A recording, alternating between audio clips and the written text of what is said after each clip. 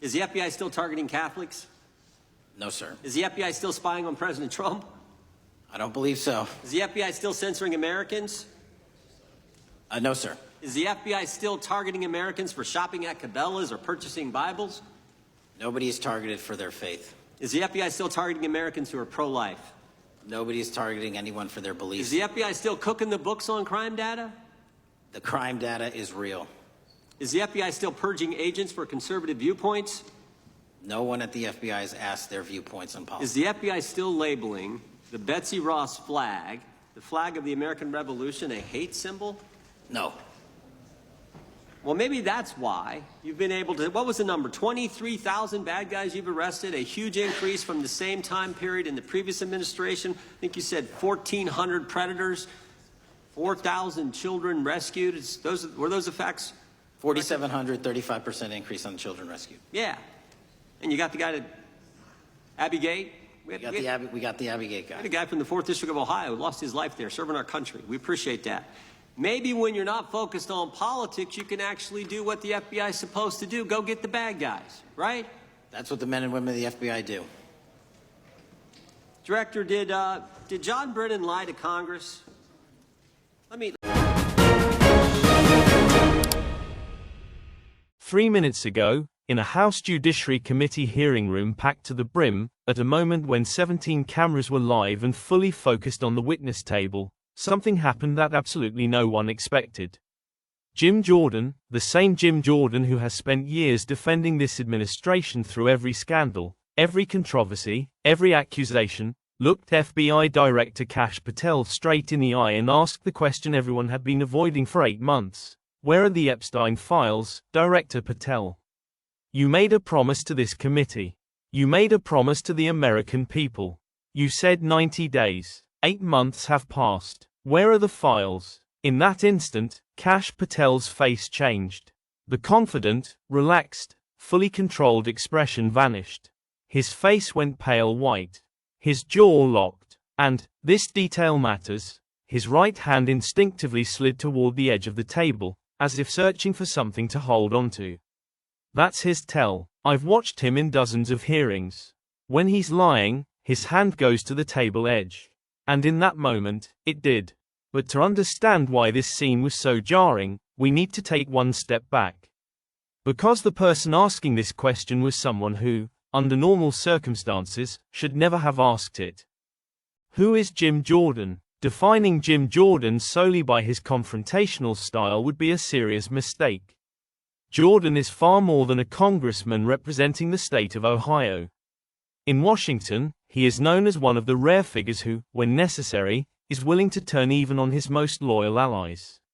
A former collegiate wrestler, Jordan was shaped long before politics by a culture of discipline, pressure, and endurance. He does not hold a law degree, yet he is widely regarded in the House of Representatives as one of the most experienced members when it comes to procedure, witness interrogation, and exposing contradictions. He has served on the Judiciary Committee for years. And there is one widely accepted truth about him in Washington circles. Jim Jordan does not easily go after someone on his own side. If he is pressing an FBI director, someone considered an ally, especially in a live hearing, this is not political theater. This is a rupture. A phrase frequently heard in the hallways is this: if Jordan turns his back on you, he doesn't protect you anymore.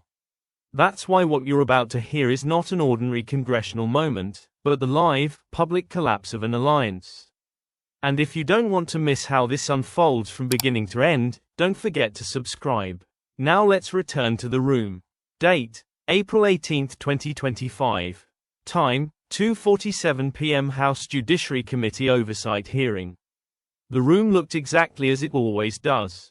A long table for witnesses. Committee members arranged in a semicircle. Cameras positioned from every angle. Everyone expected the usual script. Democrats attack. Republicans defend. Patel deflects with bureaucratic language. Everyone goes home. But Jim Jordan entered the room differently.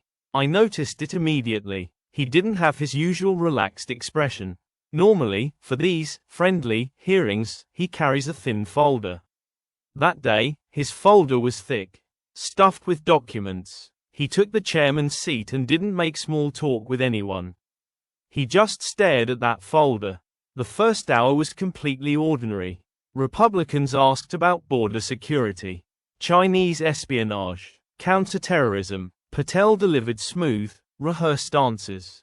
He smiled. He gave carefully crafted sound bites clearly meant for Fox News. Democrats pressed him on FBI firings and suppressed investigations. Patel brushed everything aside with the shield of ongoing processes. And Jordan watched silently. Until 2:47 p.m., Director Patel, Jordan said, "I want to talk about something you told this committee 8 months ago."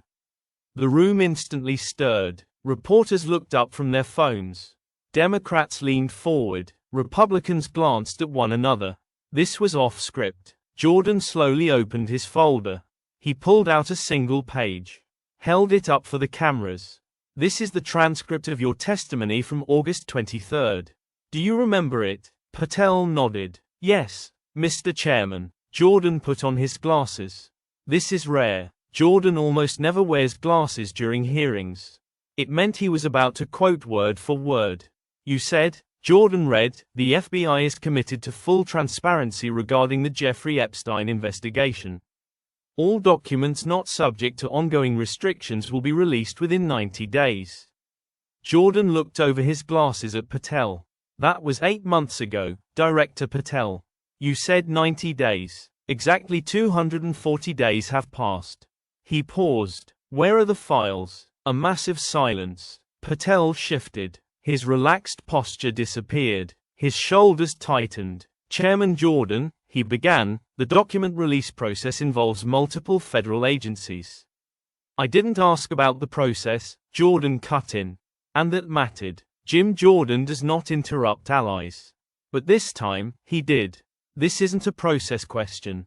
This is a math question." Jordan pulled out a second document. A letter from the National Archives. The documents were ready. They were waiting for authorization. And in that moment, Kash Patel's face went completely white. His right hand moved to the table. His eyes flicked toward the lawyers behind him. 20 seconds. In Congress, 20 seconds is a confession. Jordan leaned forward. "Did you lie to me then?" he asked. "Or are you lying now?" That word echoed through the room. Lie. And in that moment, everyone understood one thing. This was no longer a routine hearing. This story doesn't end here. Documents will surface. New questions will be asked. And this is exactly the kind of process you don't want to lose track of. If you want to see what happens next, subscribe now. The documents are released tomorrow. And this story does not end here.